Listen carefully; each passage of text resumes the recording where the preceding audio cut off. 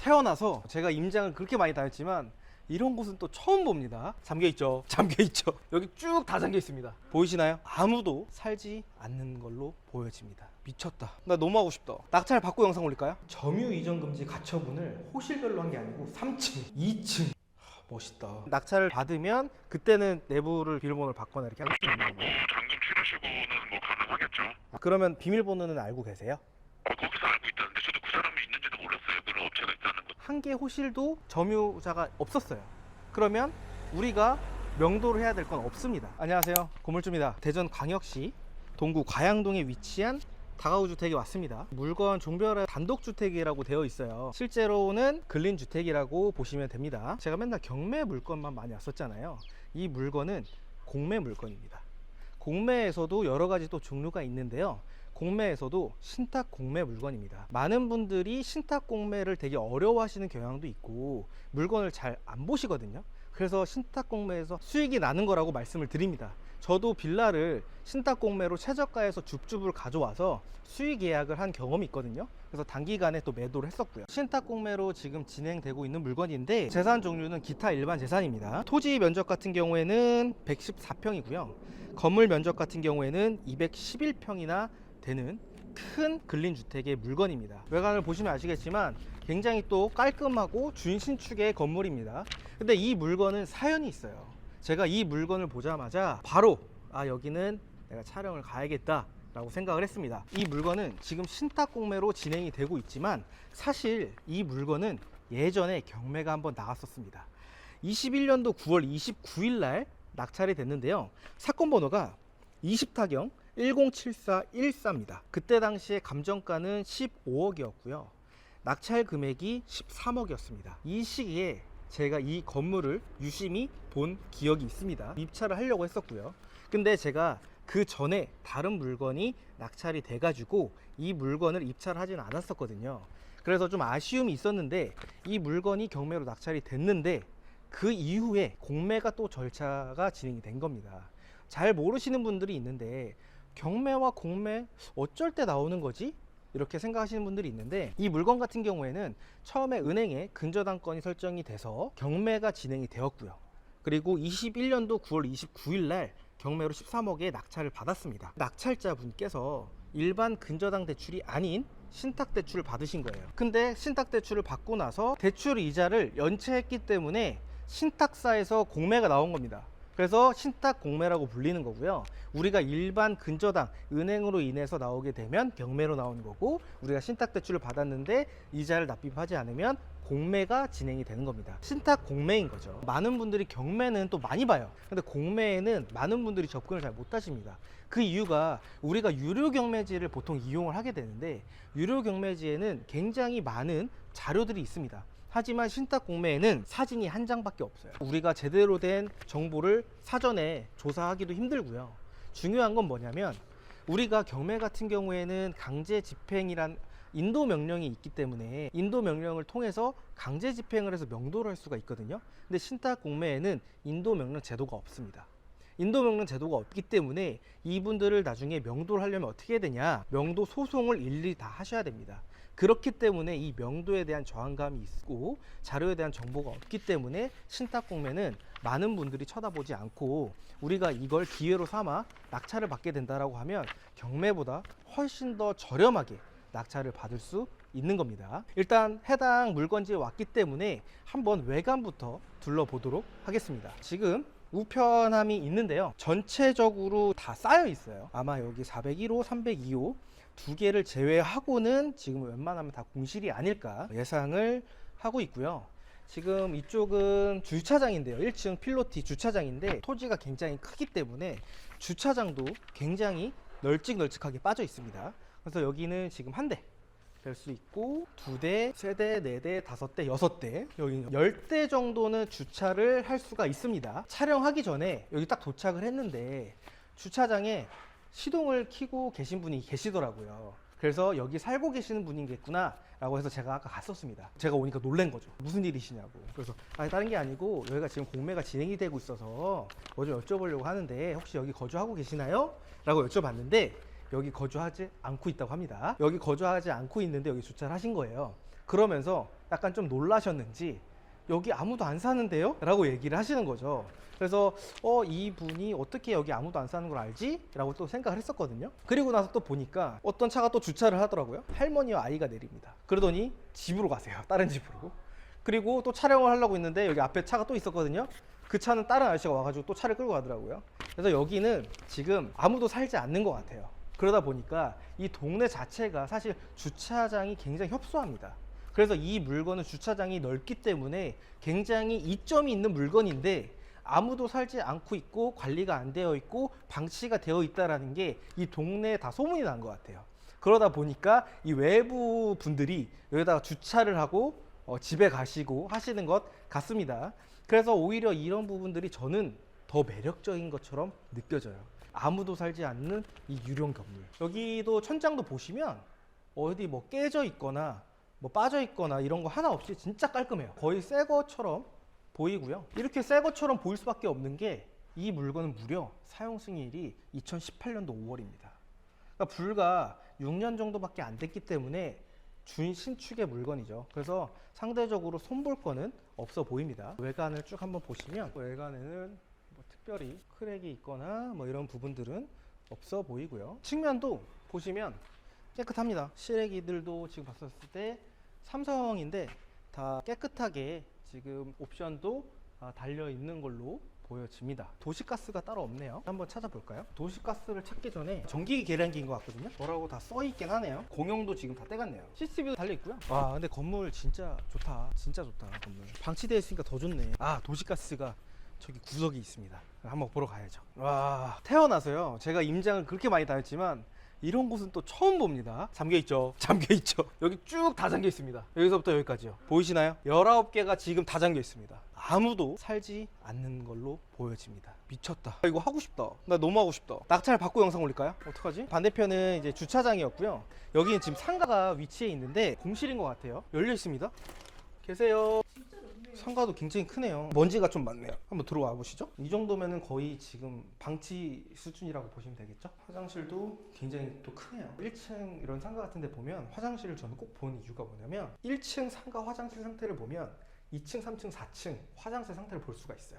왜냐면 어차피 자재가 똑같아. 지금 1층 화장실 상태로 봤었을 때는 윗집들도 굉장히 깨끗하겠다라고 우리가 추측을 해볼 수가 있겠죠. 지금 상가가 지저분하긴 한데요. 쓰레기 이런 부분들은 따로 협의해가지고 처리를 해도 되는 부분이고, 기왕 여기 1층에 또 상가가 있으니까 우리가 이걸 낙찰을 받아가지고 좀 활용할 수 있는 부분들이 뭐가 있을까 한번 좀 고민을 해보시면 좋을 것 같은데, 주변에 다가구 주택이나 다중주택이 또 많이 있는데 오래된 다가구 주택이나 다중주택이 많은 경우에 빨래방 같은 경우를 놔가지고 하는 경우들도 많습니다. 그래서 빨래방이랑 아니면 무인 카페 이런 형태로 두 개로 같이 꾸미는 거를 한번 여러분들이 오셔가지고 조사를 해보는 것도 좋을 것 같고요. 아니면 임차를 주셔도 되는데, 사실상 이게 대로변에 있거나 도로변에 있는 게 아니기 때문에 상가 임대료는 많지는 않을 겁니다. 그래서 여러분들이 임대료 20만 원, 30만 원 좀 적게 받을 바에는 이걸 여러분들이 사업적으로 무인으로 해서 한번 입혀보는 것도 좋은 생각이지 않을까 싶습니다. 이제 안으로 들어가 볼 건데 이 키가 안 먹습니다. 여기 앞에 보면 전기 공급 단전이라 그래가지고 지금 안내가 붙어 있습니다. 지금 날짜가 23년도 12월 13일 날 계속 방치가 됐었던 물건인 것 같고요. 그래서 이 물건은 열립니다. 뭘까요? 저 다 공팡인가요? 지금 관리가 안 돼 있는 것 떠나서 사람을 또 안 살다 보니까 더 심한 것 같아요. 이 사람이 살고 안 살고 되게 중요하거든요. 엘리베이터가 있는데 역시나 공용전기가 다 끊겼기 때문에 지금 작동을 하지 않습니다. 엘리베이터는 아마 전기 때문에 그렇지 작동은 잘 할 것 같습니다. 문제는 없고 여기 스파이더맨 거미줄도 있고요. 내부는 굉장히 깨끗합니다. 정말 깨끗합니다. 이런 것들이 써있네요. 신탁 24년 4월 18일 날 점유 이전 금지 가처분을 했네요. 그럼 이 물건은 뭐냐? 낙찰 받으면 그냥 쓰면 됩니다. 왜 이걸 할까요? 높은 금액의 낙찰. 맞습니다. 지금 여기 다 공실인 것 같은데 여기는 201호, 그 다음에 202호, 203호, 204호, 205호, 206호가 있습니다. 무려 6개 호실이나 있는 거죠. 굉장히 넓고요. 또 위로 올라가 보겠습니다. 야, 진짜 건물 좋다. 여기도 뭐 탈깨정 하나도 없어요. 호소할 게 없어요. 여기도 마찬가지로 점유 이전 금지 가처분을 호실별로 한 게 아니고 3층, 2층 멋있다. 3층도 6개 호실로 되어 있고 너무 깨끗합니다. 진짜 탐나네. 타일 하나 깨진 게 없어요.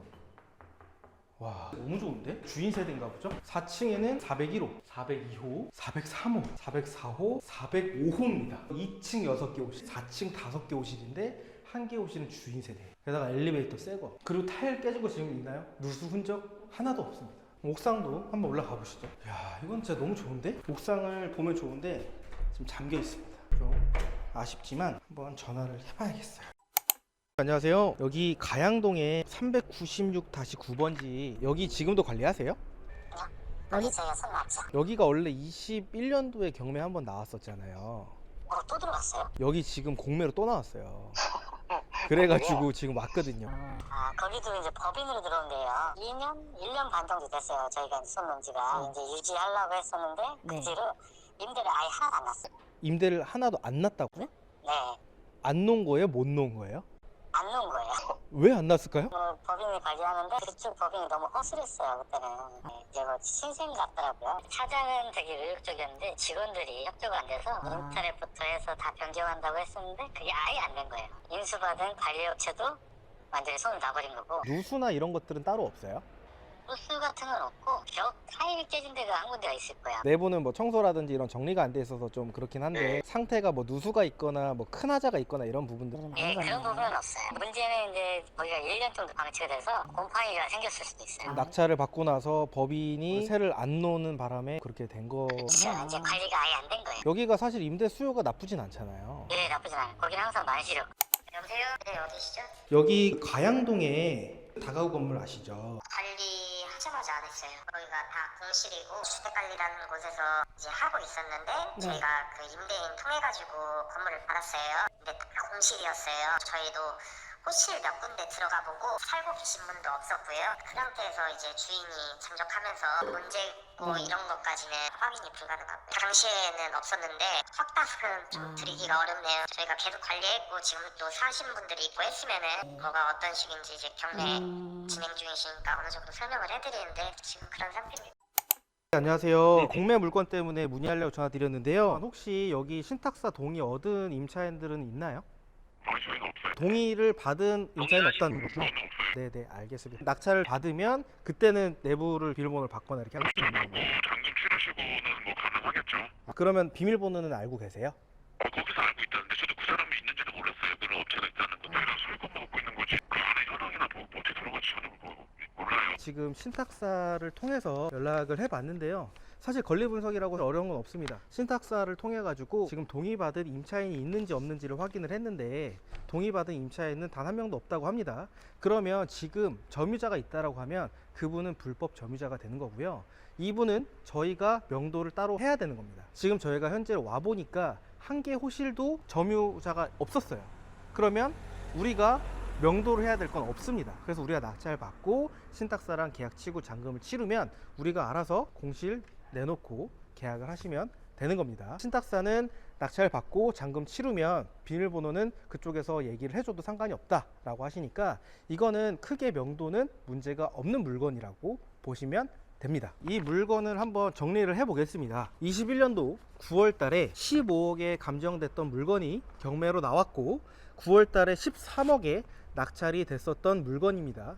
그런데 낙찰을 받으시고 나서 신탁대출을 받으신 거죠. 관리업체랑 좀 통화를 해보니까 신생 법인이었다고 하는데 임대를 안 났다고 합니다. 그래서 제가 안 놓은 건지 못 놓은 건지 여쭤봤더니 안 놓은 게 아니고 안 놓은 거라고 합니다. 정확한 이유까지는 모르겠다고 하시는데 그 전까지는 다 만실이었고 여기는 임대 수요가 굉장히 풍부하다고 얘기를 들었습니다.